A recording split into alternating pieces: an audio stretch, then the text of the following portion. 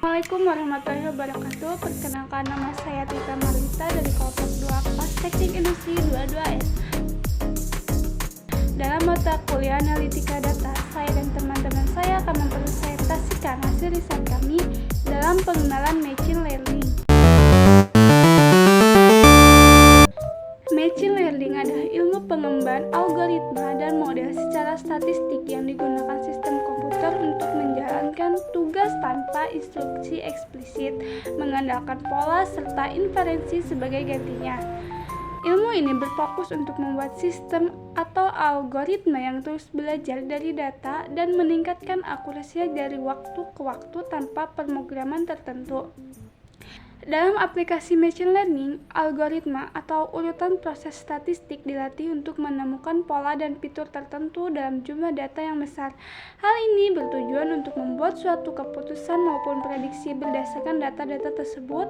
Semakin bagus algoritmanya, akurasi keputusan dan prediksi sistem akan semakin baik. Seperti manusia yang semakin pintar jika banyak belajar, maka mesin juga jika banyak mengolah semakin banyak data akan menghasilkan output yang semakin akurat. Istilah machine learning pertama kali dikemukakan oleh beberapa ilmuwan matematika, di antaranya yaitu Adrien Marie Legendre, Thomas Bayes, dan Andrei Markov pada tahun 1920 dengan mengemukakan dasar-dasar machine learning dan konsepnya. Sejak saat itu, machine learning banyak yang mengembangkan. Salah satu contoh dari penerapan machine learning yang cukup terkenal adalah Deep Blue yang dibuat oleh IBM pada tahun 1996. Saya akan melanjutkan dari rekan saya. Perkenalkan, nama saya Nurholis. Saya di sini akan menjelaskan tentang tipe machine learning. Nah, yang ke satu ada supervised learning.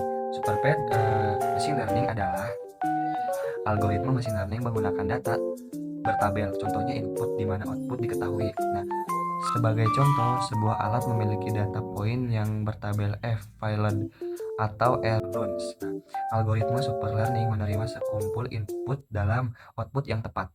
Setelah itu, algoritma ini belajar dengan memperbandingkan output sebenarnya dengan output yang benar untuk menemukan error atau kesalahan.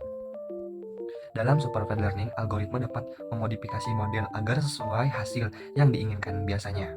Nah, supervised learning digunakan pada aplikasi yang memprediksi kejadian ini, masa mendatang berdasarkan data historis. Nah, yang kedua ada semi supervised learning. Nah, metode machine learning ini tidak begitu berbeda dibandingkan super learning, akan tetapi semi supervised learning menggunakan data bertabel dan tidak untuk melatih algoritma. Biasanya digunakan data bertabel dalam jumlah kecil dan data tidak dilabel dalam jumlah besar. Metode learning ini dapat digunakan dengan metode lainnya seperti klarifikasi, regresi, dan prediksi. Nah, contoh penggunaan machine supervised learning adalah untuk berproses identifikasi wajah seseorang pada webcam atau kamera smartphone. Nah, yang ketiga, unsupervised learning. Unsupervised machine learning adalah kebalikan dari supervised learning. Pada metode machine learning ini, dapat yang diolah tidak memiliki label dan sistem tidak mengetahui jawaban atau output yang benar. Nah, tujuan dari machine learning dengan metode ini adalah untuk mengeksplorasi data yang menemukan struktur di dalamnya. Biasanya metode ini digunakan untuk data transaksional.